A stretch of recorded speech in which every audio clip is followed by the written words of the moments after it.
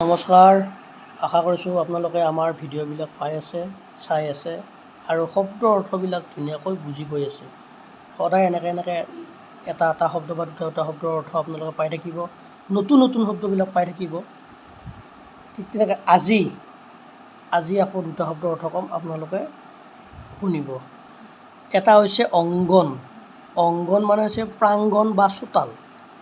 এই এটা অমিতাভ বচ্চনৰ চিনেমাখন আছিলনে, মেৰে অংগনে মে তোমাৰা কিয়া কাম হে, মোৰ চোতালত তোমাৰ কিহৰ কাম আছে, সেনেকুৱা আছিলে। এই অংগন মানে চোতাল। আকৌ যদি অংগনা বুলি লিখি দিওঁ, অংগনা লিখি দিলেও কিন্তু এটা বেলেগ এটা অৰ্থ হ'ব। অংগনা মানে স্ত্ৰী বা তিৰোতা। এক প্ৰকাৰৰ অংগনাটোই সুন্দৰী নাৰীক বুজায়।